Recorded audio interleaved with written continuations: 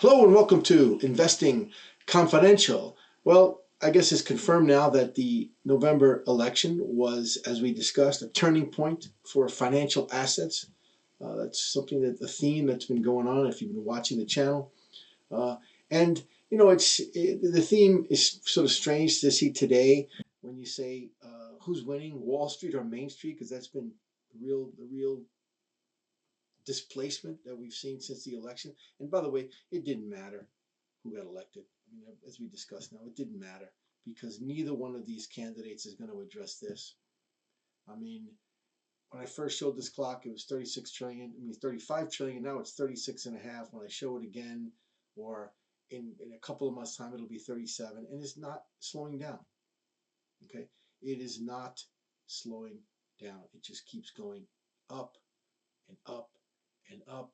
And as you can see here, they added a Doge clock, what they're trying to save, savings per taxpayer. I mean, look, it's doing what it should be doing. But at the end of the day, unfortunately, Doge or no Doge, Trump, Harris, didn't matter.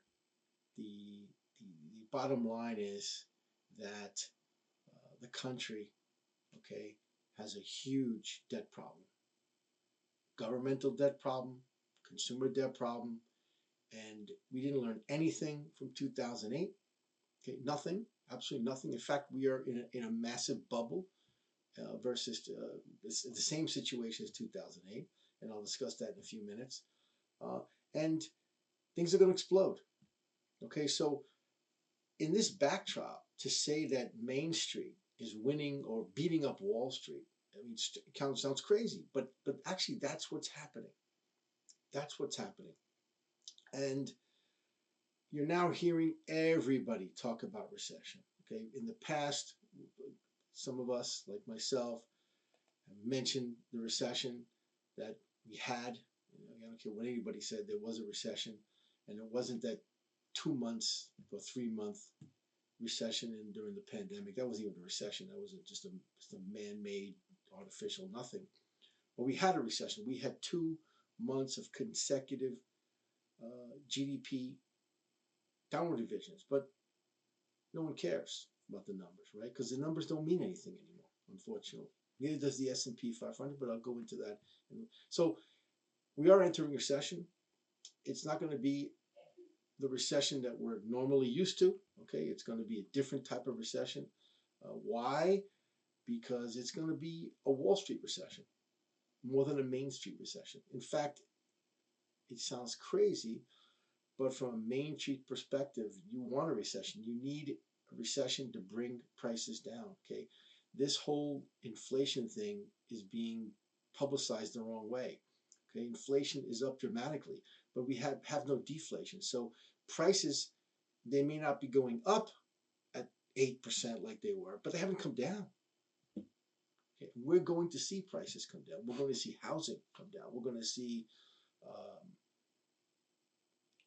price of cars, everything, and even financial assets.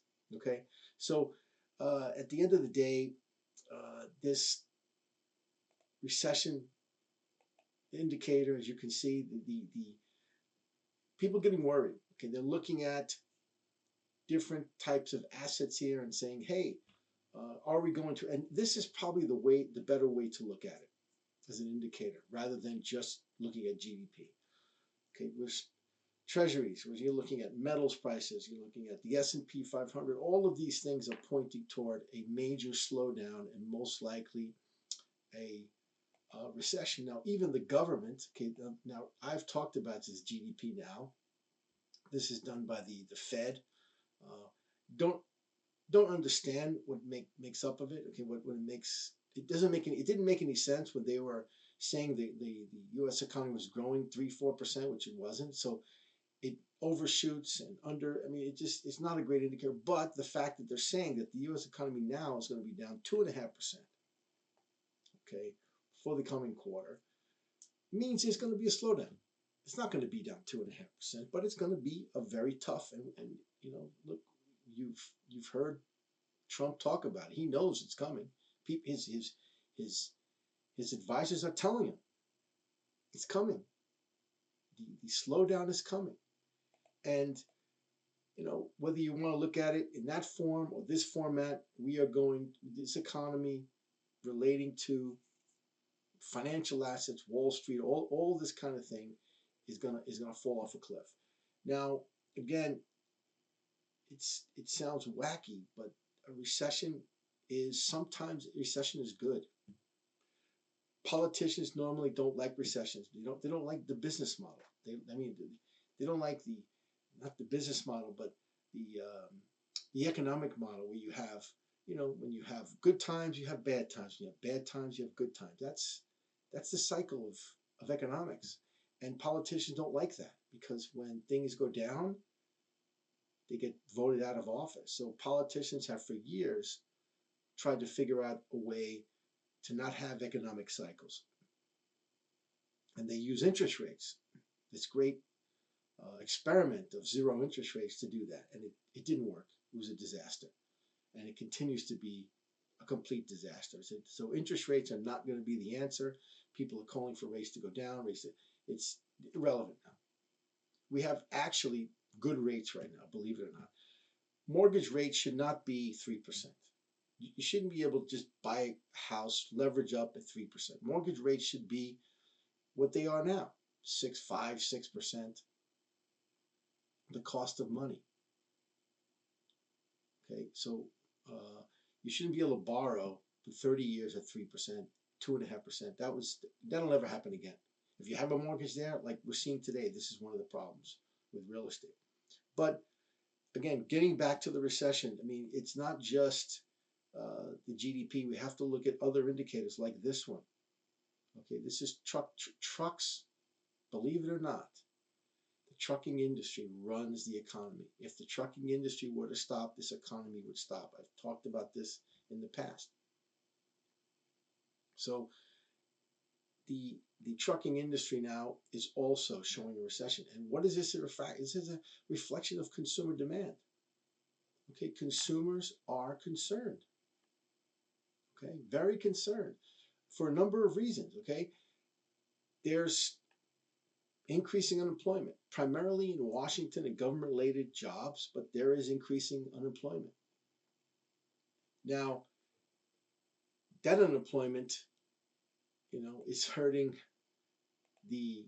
more of the white collar, okay, and the Harvard MBAs. They're worried. They've never been worried before, but they're worried. So the recession is starting to hit these people, okay, which it didn't in the past. And that's a good thing because it forces everyone to start focusing on what's important, okay? And, the unemployment, when unemployment hits the middle class, no one cares. When it hits, well, the politicians kind of care. But when it starts hitting these cowboys in Harvard, private equity, all these businesses that thrive off of Wall Street itself, that the tide is turning. Okay, but this is a consumer-driven economy, so it's going to hurt the economy. Okay, all of these high earners are really drive the consumer economy, and this consumer confidence is falling off a cliff, and it's going to hit the economy very, very hard. And one place it's going to hit very hard is home prices. I spoke about, watch a video ago when I spoke about home prices. Home sales are a leading indicator for home prices. Home sales, folks, are at an all-time low. They have fallen off a cliff. Pending U.S. home sales, this is all-time low. Why? Don't blame anyone else or anything else except the prices are too high. Has nothing to do with mortgage rates. Prices are too high. They were bid up. You got things like Zillow. People look at Zillow like it's a stock market. People have to stop looking at Zillow. Zillow's great, but unfortunately, it ruins the real estate market because everyone thinks their house is worth 50% more than it actually is. Your house is only worth what someone else would pay for it. Just like a painting, just like a used car. It's only worth what someone else would pay for it. And nobody wants your house. So in order for people to want your house, the price will have to come down probably 40%, on average in the US because they went up artificially so much. And the real estate agents tell you, oh, there's no supply. Well, let me tell you something. I think if you watch the video I did on real estate, you'll know that there's massive amounts of supply on the market today, and it's rising. And I'm not going to get into in detail, but as I spoke before, prices in houses will go down slowly, but they go down. They go up real fast. But when they come down, it takes time. So have patience. Recession is good for buyers of houses because it brings the housing prices down. If you have cash, if you've been priced out of the American dream, this is going to be an opportunity. Okay, so these things are important, and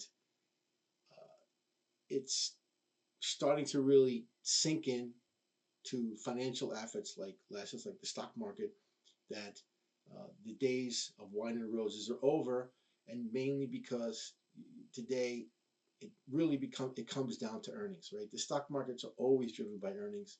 The S&P 500 is a worthless indicator. It's been manipulated. But now we have a combination of the highest valuations ever and earnings over the last 2 quarters, and now guidance going forward is showing the earnings coming down. Not just coming down in the small caps, which it has been for, but now it's coming down with the Mag 7 and everything else. Honeywell, no matter what it is, Target. You're seeing tumbling of earnings, and this is why we have this tumultuous situation going on in the stock markets. And this is not good for Wall Street. This is not good for the Harvard people. This is not good for the private equity people. But since, as statistics tell us, that the highest 10% of earners own 90% of the plus stocks, again, MainStreet wins. Now, you may have exposure to stocks in some way or shape or form, but not like what has happened in the last 5, 6, 7, 10 years. And the reason that we've had this giant wealth gap, right? So you want to know why the wealth gap is what it is? It's stocks. That's it. The value of stocks. So in a few years, people like Bernie Sanders are going to look, and they're not going to have much to say anymore because the wealth gap's going to shrink, dramatically shrink. If it continues like this, it'll be dramatically shrinking. And that's good. That's good. So there's no way around it. It's very, very good. And so why aren't people stepping in? Why are we seeing this really big volatility? And you can see here, I mean, we are at, this is the Bank of America surveys, professional investors, we're at the lowest cash levels ever, right? Since they're doing this survey.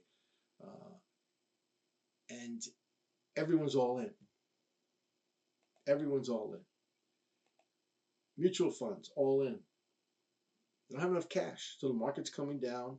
They're selling because they have no cash. They haven't sold yet. The bottom line is there's nobody, and like I showed before, the other phenomenon is nobody's short. Now shorts, as good or bad they are, they do have a function in markets like this. If I was short, at some point I'd have to cover supporting the market. Well, there's no one short, so there's no support. There's no cash. There's no shorts. Okay.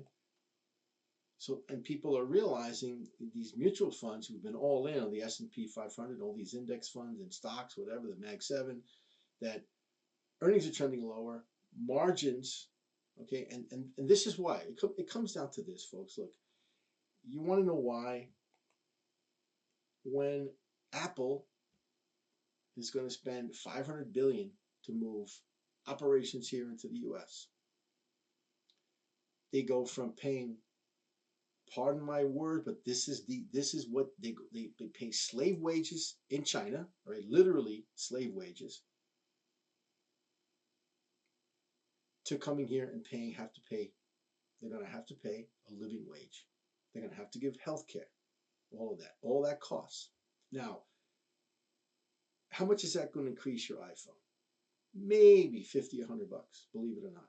Not that much, but still, maybe more.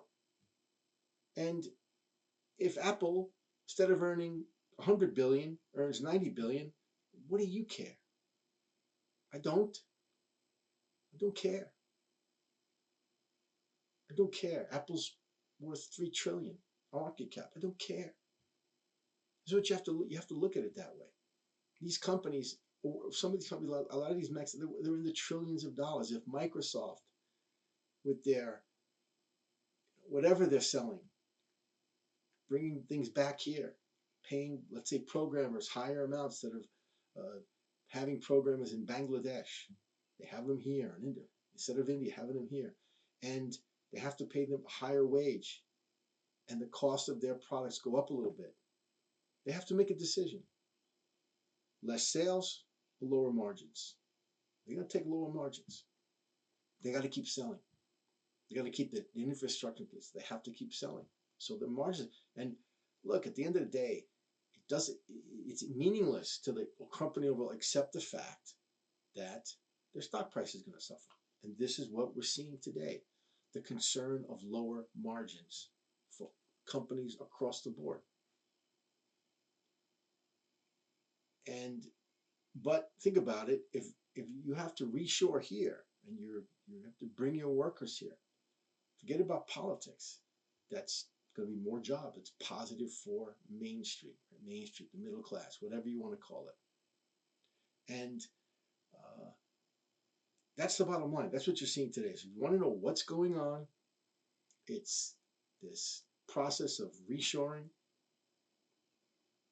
and obviously the other big thing is artificial intelligence. I mean, artificial intelligence, we're many years away from robots taking away a lot of the jobs, but in the short term,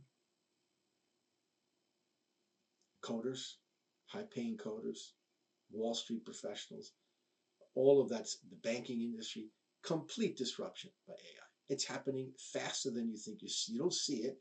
The common person doesn't see it, but it's happening very fast. Very, very fast. And when that happens, you get this. Goldman Sachs, you're basically saying to people in New York, you move to Dallas or Salt Lake City, or you leave the company. And they want people to leave. There's no, and this goes back to Wall Street versus Main Street. New York City is the poster child, the canary in a coal mine for the financial, for the globalism, financial assets, whatever you want to call it, Wall Street, whatever it is. Damage of disruption of AI, it's New York City. And I think I showed this before, but New York City, the Northeast, is the only place where we haven't seen the real estate market get hit yet. And it's happening. It's beginning. All the rest of the country is suffering, real estate wise. But New York seems to be holding up. Not anymore. Because it's not just Goldman. JP Morgan Chase has more employees now in Texas than they do in New York. Goldman as well moved their asset management, a lot of the people, down to Florida. Bank of America. Okay, originally their headquarters was in Charlotte. Guess what? Going back.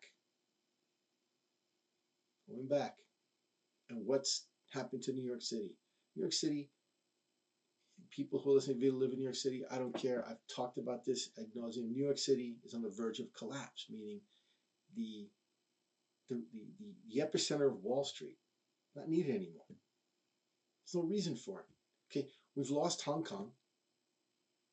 China took over.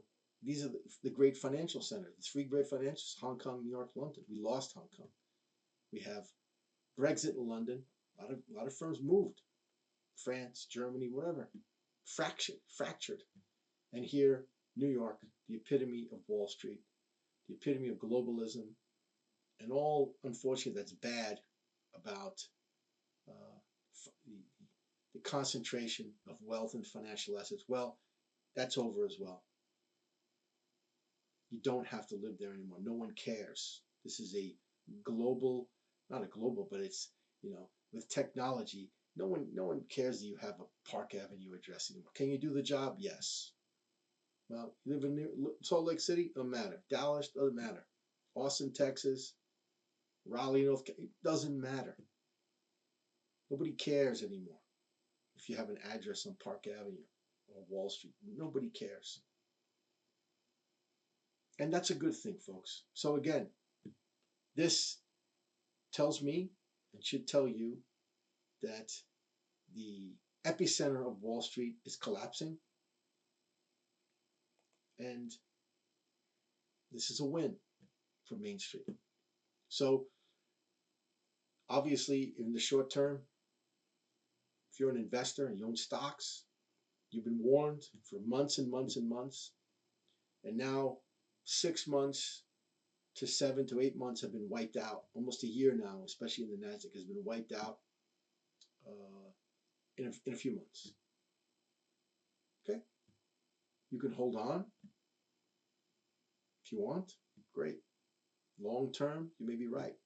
But if we go into a bear market, and the last time we had the bear market was after the tech debacle of 2000, tech stocks, it took, my God, 17 years to recover.